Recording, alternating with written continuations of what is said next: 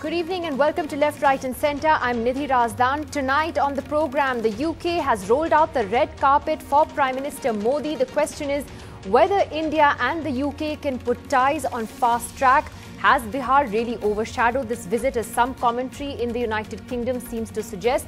Or is this visit just what the Prime Minister needs at this time? Over the next 1 hour, we'll be bringing you live reports from London, where the Prime Minister as well as Britain's Prime Minister David Cameron are about to hold a press conference in just a short while from now, just to take you through what has happened so far, the latest pictures that we can play out for you now. The Prime Minister received a guard of honour just outside 10 Downing Street a little while earlier. These are pictures from where the two delegations from the Indian and the British sides are meeting. You can hear the Prime Minister saying a few words there. He's flanked by officials from his office as well as the Ministry of External Affairs and the British delegation there on the other side. As I said, in about 10 to 15 minutes from now, we're expecting both leaders to address the press and possibly take a couple of questions at this point. Well, joining us on the program tonight over the next 60 minutes is Mr. G. Parthasarathy, former diplomat, Nalin Kohli of the BJP. Mr. Manishankar Iyer joins us this evening, as does former diplomat Mr. K.C. Singh.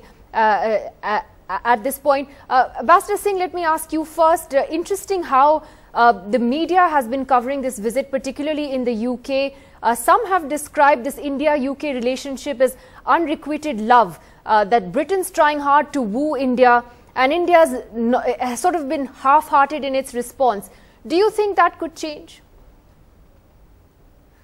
You know, it's got to do with Britain redefining its role in the world, its relationship with Europe, its relationship with the US, and that's why the Chinese, don't forget the Chinese president was there 3 weeks ago.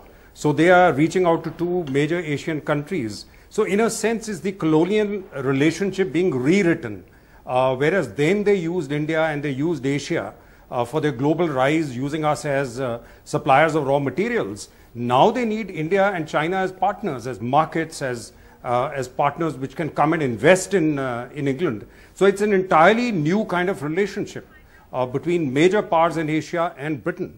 And Britain realizes that its destiny doesn't lie just in Europe. And that's why that question mark over whether they will stay in the EU, leave the EU. And that's why the extra steps, the ceremony, the extra tom-tomming, British are very good at that. But I think they realize the importance of these two countries. You know, what's interesting, Ambassador Parthasarathy, is that the Prime Minister has been to so many countries, nearly 30 countries now in the last 18 months or so. And Britain, with which we have a lot of cultural, historical ties, there's a big Indian, community that lives there. It's sort of come way down the order as far as, the countries he's visited. So this is actually his first visit there as Prime Minister. What do you take away from that? I think I would go back to what my good friend Casey said. We are living in a changing world. I'll give one little example, the shifting from Europe to China and Asia and India. Indian investment in the UK in the last 5 years has exceeded the investment of all European community countries put together. And the British look at that. China is, of course, on a much higher scale, but there is very clearly a shift in British commercial interests, and the British recognize this faster than many others, that their real markets and investments are going to be linked more and more to Asia, as Casey said. And the leading powers in Asia, as so far as growing is concerned, are China and India. So that is a perfectly normal move. And as far as we are concerned, you asked, the real investment for industry is going to come from Germany. And in areas like space and armaments, it's more France than Britain. The only British armament industry is the BAE Systems, which is really an American company based in Fremont, California, acquired by the British. So I think these are the changing realities, and I only hope that we in India are as realistic as the British in realizing there is nothing stagnant in this world. And things change, you move along with the changes. But has it come too late? I think that's an interesting question, whether the British have woken up too late to this. No, I think Cameron came very early. He kept coming, but 5 years ago he talked about this. There's another point I wish to make, Nidhi, which we can never ignore. The British Labour Party, from the days of Cook and later Miliband, has a very large Mirpuri Kashmiri constituency, and play all sorts of funny games with the Khalistanis there, which the Pakistanis also do. So to us, having the conservatives there from the days of Ted Heath and Margaret Thatcher and their relationship with Mrs. Gandhi has been much better than what it has been with Labour. Well, Manishankar Iyer, your thoughts today on this visit. Do you really believe, as some of the British media has been commenting, that what has happened in Bihar has in a sense overshadowed this visit? Or, is that a bit of a stretch? It's a state election here at home, and, here he is traveling as the as the Prime Minister of the country and continuing, his world diplomacy. Do you agree with this correlation that parts of the British media have made? How could the British media have ignored Bihar and its overwhelmingly important result? Inevitably, there is a shadow of Bihar over the visit. I suspect that the visit was planned in the expectation that Modi would have been triumphant in Bihar and would therefore fly with another mantle to London. Their hopes have been dashed, but they cannot change the fact that there is a shadow over the visit in consequence of the results. At the same time, I would tend to agree with my former Foreign Service colleagues that, after all, as Napoleon said, England is a nation of shopkeepers, and therefore it is the economic interest that predominates.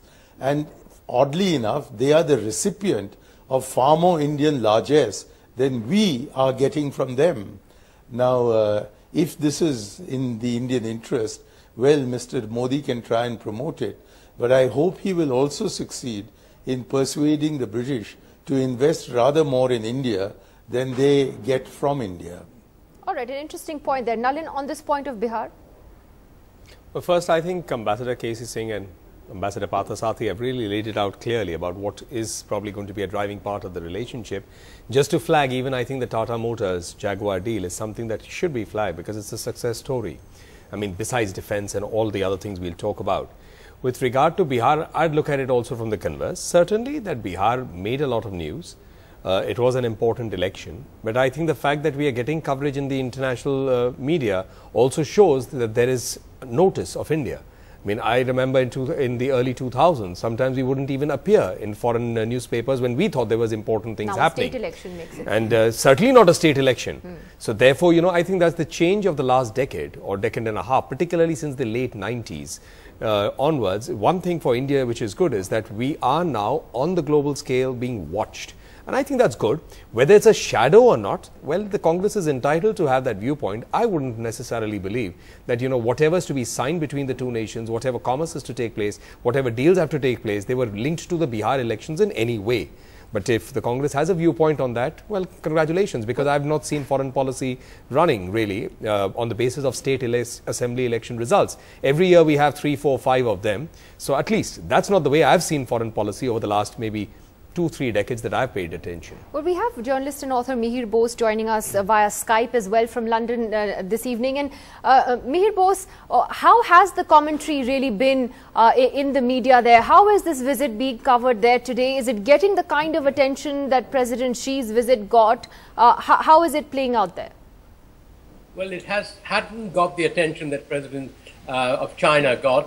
And let me tell you that far from Bihar being a big issue here, Bihar, in what I've seen of the British press, hasn't been a big story. And on the Today program on BBC Radio 4, which is the real big program where the major issues of the day are discussed, breakfast time program, the big issue was, should Britain have relationships with countries which have dodgy human rights records? There's been a lot of attention paid to the fact that Indian writers are protesting about the human rights in India, about the fact that the Modi for anti-record. All right, Mihir Bose, sorry, I'm just going to, I apologize for the audio there, but I think what you're saying is that it is the writers who are protesting about intolerance that has become a big issue there, more than Bihar or anything else. K.C. Singh, can I take that to you? You have some 200 writers actually who've written to David Cameron on this issue of rising intolerance.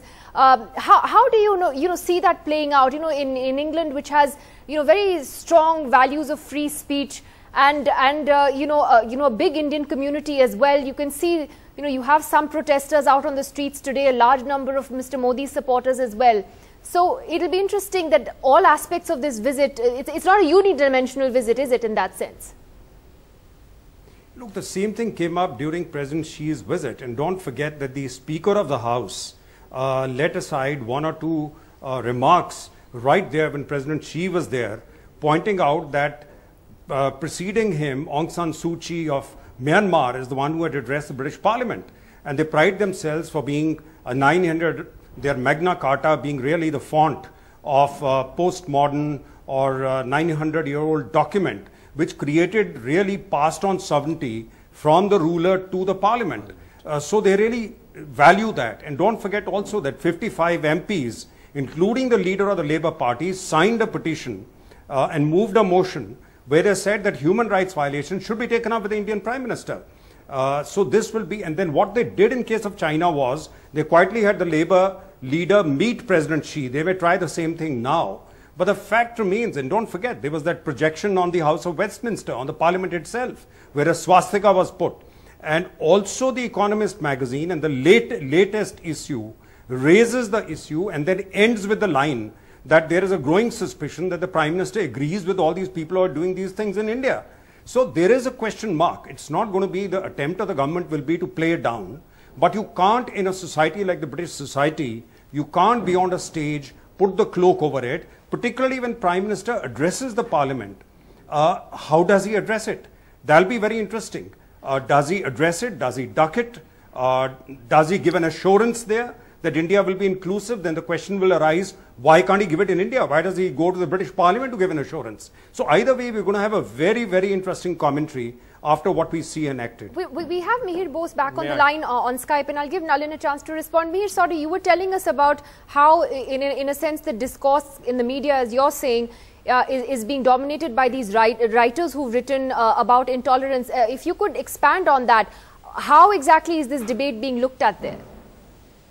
Well, what we have to realize is that India, as such, India the country, does not play very big in British media. For instance, when Modi got elected, it hardly made the BBC news. India as such, India is not prepared for that. What is reported? Well, my apologies again. My apologies again, Mihir. I'll take this back to Nalin. I'm really sorry, Mihir. We're going to try and fix that as soon as we can. On this, on these issues that keep cropping up, especially now the writers. It happened in the US as well when academics. I was actually going to point out that and many other things. I find it interesting when we bring up the issue of protests. For those who live in democracies, understand that protests do take place. They take place on climate change, they take place on other issues, they take place when G20 meets, the G7 meets. So I don't know what's so exclusive and new about protests taking place in democracies. And when has this become the new norm of being able to see that, oh, are we an inclusive society or a tolerant society? Because a protest was taking place. The very fact that a protest takes place, I think, is also an example that there is tolerance. There's no intolerance because you don't have an emergency like 1975 where you just go down and clamp on anybody who opens their mouth with a contrarian view. So that's one part to the story. The second part is about writers or others. Well, I think for the BJP or for Prime Minister Modi, personally, there'll be a sense of deja vu. I don't think it's going to be new to him based on what has happened for the last decade and a half, stopping the visa, writing things, getting a visa. So the world has moved on, the world has moved ahead. There's definitely an engagement now at a government-to-government level, given the fact that he's now the Prime Minister of India. So there's a lot that's happened there. India is not stuck in time. So that there will be a viewpoint that will try to hype this and believe that this is the focus of the visit. But whatever little we could catch of Professor Mihir Bose, he was trying to downplay the entire issue in terms of how it is. So I guess for those who it matters that this is the center stage, we'll like to bring that on. We'll just try to get him on the phone line. But sure. Mani Shankar Iyer, would it be? I mean, of course, any visit can have multiple points of view. It's like I said, not a unidimensional visit. It has a multidimensional aspect.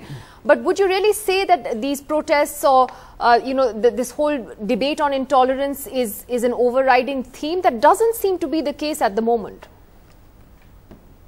There are protests that do take place in democracies when there are visiting dignitaries. But in the last 16 months, this is the first time that during the visit of a Prime Minister abroad, the extent of division within India is being projected on the streets of a foreign capital. And I think it is important to note that insofar as the press is concerned, and probably in the internal conversations between David Cameron and Narendra Modi, the impact of what these 200 writers in foreign countries have requested Prime Minister Cameron to do, to take up this issue of freedom of expression with the Prime Minister, would in fact have been taken up. And therefore, while there is an economic agenda to which Ambassador Parthasarathy and others have drawn attention, I think in terms of what is far more interesting is that the question mark over India's democracy is going to be figuring in the thoughts and words of people. As far as the comparison with the emergency is concerned, the question doesn't arise because throughout the emergency, Mrs. Gandhi was effectively banned from visiting any Western capital, including that of the United Kingdom. Nalin wants to come in. When is India's democracy under question? This is a fascinating thing. Perhaps this is something that the Congress party would like to see as an outcome of the visit. But that's okay for a government of India as a sovereign country, not even to open its mouth about a democratically elected leader and chief minister of a state being denied a visa due to a sustained campaign. So fair enough, they have that point of view, it's well known. What our expectations is, we expect that this would be a visit that would bring something in for the nation in terms of economic relations. Maybe there are defense deals to be signed. Others, for the Congress party, there may be a contrarian viewpoint and it might be limited only to what are the protests and how things related to India's image might be an issue for them. I'm going to try for a third time. Wish me luck here to get Mihir back on Skype. Mihir Bose, my apologies. You were making a point earlier when we lost the connection with you. You were saying that India rarely makes news in the UK, but now it has. Why? Well, first of all, Modi has come having previously been banned. There's another factor that is taking place, which is enormous here. The Conservative Party, which was historically an anti-Hindu party in that sense, is cultivating the Hindu vote. And this is largely the Indian community that has done well here, has been the Hindu community. And that is cultivating it in a very, very big way. Cameron, if you recall, has been the only British Prime Minister to visit India 5 times. When Britain ruled India, conquered India, no serving British Prime Minister ever went to India. So this is a new state of relationship, but people have reminded us that Modi was not allowed to come to this country. Modi has a record in Gujarat, which has resurfaced. Also, the ban of eating beef and so on in city that I grew up in, Bombay, which I still call Bombay, and things like that have been played out. So if you like, it is against a background where India's democracy as such has been to a certain extent downplayed. And of course, we are getting tomorrow the huge gathering in Wembley, which will be a show, if you like,